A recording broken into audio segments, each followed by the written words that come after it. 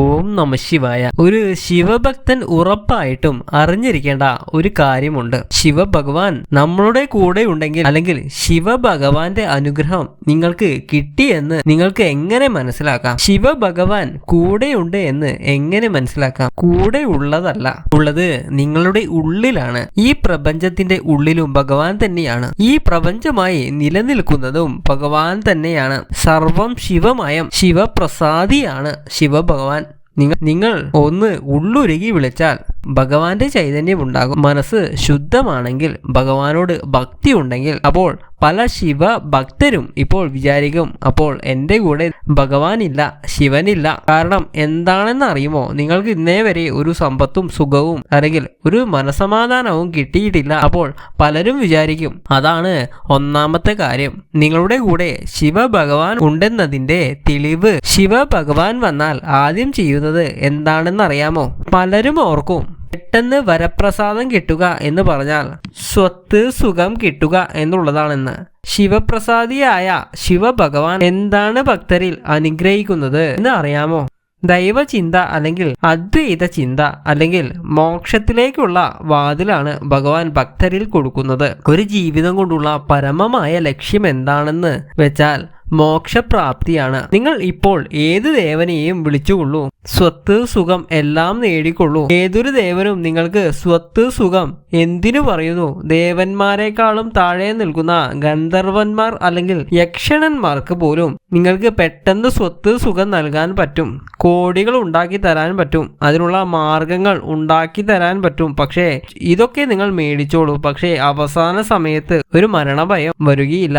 10 വയസ്സായി കഴിയുമ്പോൾ അയ്യോ മരിക്കാൻ പോയി, ഇത്രയും സ്വത്തും സുഖവും ഒന്നും ഉണ്ടായിട്ടൊരു കാര്യവുമില്ല, മരണം അടുത്തെത്തിയിരിക്കുന്നു, ഇനി ഞാൻ എന്തു ചെയ്യും, ഈ മരണത്തിനപ്പുറം എന്താണ് എന്ന് പറഞ്ഞ് വിറച്ചു നിൽക്കുന്ന ഒരു സമയമില്ലേ? അവിടെയാണ് ഒരു ശിവഭക്തന്റെ യഥാർത്ഥ ശക്തി വെളിപ്പെടുന്നത്. അവിടെ ശിവഭക്തർ ഹാപ്പിയാണ്. കാരണം എന്താണെന്നറിയാമോ? എനിക്ക് എന്താണ് സംഭവിക്കുവാൻ പോകുന്നത്? കാരണം ഓൾറെഡി അവർ ഒരു സമാധി അവസ്ഥയിൽ എത്തി. ശിവഭഗവാൻ എത്തിച്ചു. സമാധി എന്ന് പറയുമ്പോൾ എന്താണെന്ന് വെച്ചാൽ എന്തിനോടും വിരക്തി, സ്വന്തം ഉള്ളിലിരിക്കുന്ന ശിവബോധത്തിൽ ലയനം ചെയ്ത് എല്ലാത്തിനോടുമുള്ള ഒരു വിരക്തി, ശിവൻ മതി എന്നുള്ള ഭാവം. അതുകൊണ്ട് ഇവർക്ക് ഈ ശരീരത്തിൽ നിന്ന് ആത്മാവ് ഇറങ്ങുന്നത് പോലും അറിയാം, അടുത്തത് എന്താണെന്ന് പോലും അറിയാം, അല്ലെങ്കിൽ മോക്ഷത്തിലേക്കാണ് എൻ്റെ മാർഗം എന്ന് പോലും അറിയാം. അതാണ് ശിവഭഗവാന്റെ ഭക്തർക്ക് കിട്ടുന്ന ഏറ്റവും വലിയ അനുഭവം. കാരണം അവർക്ക് ഒന്നിനോടും ഭയമില്ല.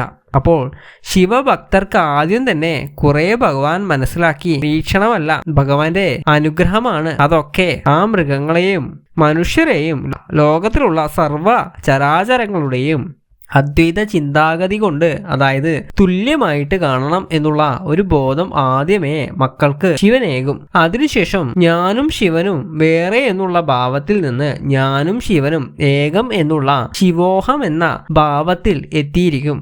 അതിനുശേഷം അവസാനം കൈവല്യ മോക്ഷവും നൽകും. അതിനുശേഷം പിന്നെ ഈ ജന്മത്തിന്റെ കാലചക്രത്തിൽ കടന്നുപെടുകയില്ല. പലരും ഇപ്പോൾ ക്ഷിപ്രവേഗത്തിൽ പണം ഉണ്ടാക്കുന്നതിന് പല മൂർത്തികളെയും ഒക്കെ വിളിക്കാറുണ്ട്. ത്രിമൂർത്തി എന്ന് ഞാൻ പറയില്ല.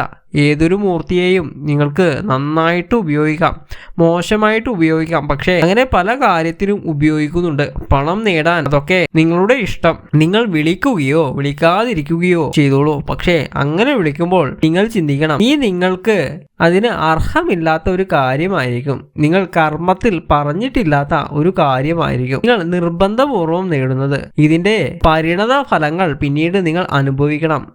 ഇപ്പോൾ നിങ്ങൾ അങ്ങനെ ഒരു കാര്യസാധ്യത നടത്തുന്നതിന് പിന്നിൽ നിങ്ങൾ അനുഭവിക്കേണ്ടി വരും. അവിടെയാണ് വീണ്ടും ശിവഭക്തർ ജയിക്കുന്നത്. കാരണം ശിവഭക്തർക്ക് കർമ്മം മാറിക്കൊണ്ടേയിരിക്കും. കർമ്മം നഷ്ടപ്പെട്ടാൽ ഓട്ടോമാറ്റിക്കായി സ്വത്ത് സുഖം സമ്പത്ത് ഐശ്വര്യങ്ങൾ വരും. ഈ ഐശ്വര്യങ്ങൾ വരുന്നതിന് മുൻപ് തന്നെ ഈ കർമ്മഭാരം നീക്കാനാണ് ഭഗവാൻ ഈ ഒരു കർമ്മഭാരം ഭക്തരുടെ തലയിൽ അങ്ങ് ഏൽപ്പിക്കുന്നത്. ഈ കർമ്മഭാരം 10 ഭഗവാൻ ചുരുക്കി കൊടുക്കും. അതുകൊണ്ട് തന്നെ ഭഗവാനെ വിളിക്കുമ്പോൾ ആദ്യം തന്നെ കുറെ വർഷങ്ങൾ, ചിലപ്പോൾ ഭയങ്കര ആപത്തുകളും കാര്യങ്ങളും ഒക്കെ തരണം ചെയ്യേണ്ടി വരും. സാമ്പത്തിക പ്രശ്നങ്ങൾ തരണം ചെയ്യേണ്ടി വരുമെങ്കിലും നിങ്ങൾ അടിയുറച്ച് ശിവനിൽ വിശ്വസിക്കുകയാണെങ്കിൽ ശിവമായി മാറിയതിനു ശേഷം ഭഗവാൻ സ്വത്ത് സുഖം തരും. അപ്പോൾ നിങ്ങൾ എന്ത് ചിന്തിക്കും?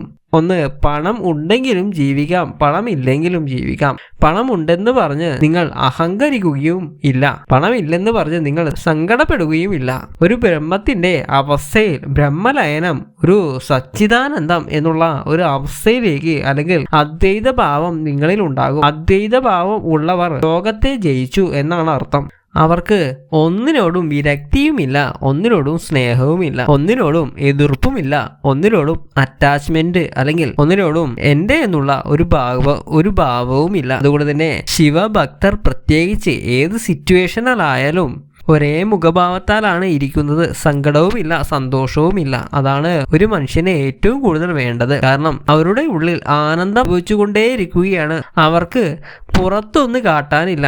എനിക്കിത് നടന്നാൽ, എനിക്കിത് കിട്ടിയാൽ, എന്നോട് ഇഷ്ടമാണെന്ന് പറഞ്ഞാലേ എൻ്റെ ജീവിതം ഒന്ന് മുന്നോട്ട് പോവുകയുള്ളൂ. അല്ലെങ്കിൽ ഇന്നത് നടന്നാൽ, എനിക്ക് പരീക്ഷയിൽ ഒന്ന് വിജയിച്ചാലേ ഞാൻ ഹാപ്പി ആവുകയുള്ളൂ. പക്ഷേ ശിവഭക്തർ എപ്പോഴും ഉള്ളിൽ ഹാപ്പിയാണ്, പുറത്ത് കാണുന്നില്ല എന്നേ ഉള്ളൂ. അവർ എപ്പോഴും വളരെ വലിയൊരു എന്തോ എന്ന് പറയുന്ന സുഖം, ആത്മീയ സുഖം അനുഭവിക്കുന്നുണ്ട്. അതുപോലെ തന്നെ എടുത്തു പറയേണ്ട ഒരു കാര്യം എന്ന് പറഞ്ഞാൽ അവർ ശാന്തരാണ്. ആ ശാന്തത എന്ന് പറയുന്നത് ഒരു സുഖം തന്നെയാണ്. ആ സുഖത്തിൽ അവർ ഒന്നിനെ കുറിച്ചും ടെൻഷൻ ഇല്ല. ശിവഭക്തർക്ക് അവർ എപ്പോഴും ചിന്തിക്കുന്നത് എന്താണെന്ന് അറിയാമോ? ഈ മരണത്തിന് ശേഷം എന്ത് സംഭവിക്കും, എനിക്ക് എങ്ങനെ മോക്ഷം നേടാം. എന്തുകൊണ്ടെന്നാൽ എൻ്റെ ജീവിതത്തിന്റെ ലക്ഷ്യം ആത്മീയതയുടെ ഉന്നത തലത്തിലേക്ക്. പക്ഷേ ഈ ഋഷിമാരെ കുറിച്ചും ദേവന്മാരെ എല്ലാം പഠിക്കാൻ ഭയങ്കര താല്പര്യമായിരിക്കും. മഹാപുത്രന്മാരുടെ ചിത്രം പിന്നെ എല്ലാ ജീവചരാചരങ്ങളെയും ഒരേപോലെ ആയിരിക്കും കാണുന്നത്. പിന്നെ പലരും പറയും ശിവഭഗവാൻ കൂടെയുള്ളപ്പോൾ കാണുന്ന ലക്ഷണം ഇതൊക്കെയാണ് ലക്ഷണം. അല്ലാതെ ശിവഭഗവാൻ നിങ്ങൾക്ക് അത് ചെയ്തു തരും, ശിവഭഗവാൻ നിങ്ങൾക്ക് പണം തരും, നാളെ നിങ്ങൾ എഴുന്നേൽക്കുമ്പോൾ നിങ്ങളുടെ ബാങ്ക് ബാലൻസ് ഇത്രയും ആകും. അതൊന്നുമല്ല. ഭഗവാൻ കൂടെയുള്ളതിൻ്റെ ലക്ഷണം ഇതൊക്കെയാണ്.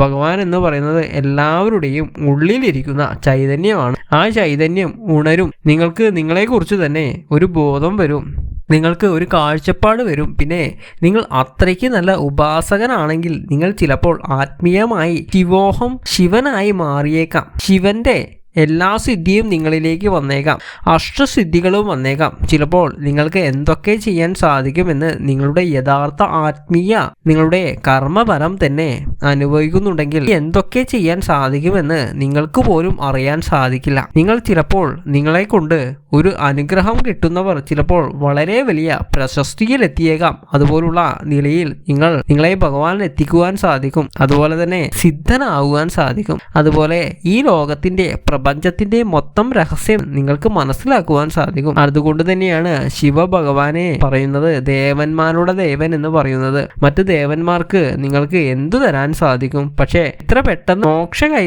മോക്ഷം തരുവാൻ നാരായണനായ വിഷ്ണു ഭഗവാനും സുബ്രഹ്മണ്യ ഭഗവാനും ഗണപതി ഭഗവാനും പരാശക്തിക്കും എല്ലാം സാധിക്കും. പക്ഷേ ശിവഭഗവാൻ ആത്മീയത കൊണ്ട് ഭക്തരെ നീരാടിക്കും എന്ന് വേണമെങ്കിൽ പറയാം. അപ്പോൾ എൻ്റെ സന്ധ്യാപ്രാർത്ഥനയിൽ ഞാൻ നിങ്ങൾക്ക് വേണ്ടിയും പ്രാർത്ഥിക്കുന്നതാണ്. അതിനായിട്ട് നിങ്ങളുടെ പേരും ജന്മനക്ഷത്രവും ഒന്ന് കമൻ്റായിട്ട് അറിയിക്കുക. അപ്പോൾ ഈ വീഡിയോ ഇഷ്ടമായെങ്കിൽ ഒന്ന് ലൈക്ക് ചെയ്യാൻ മറക്കരുത്.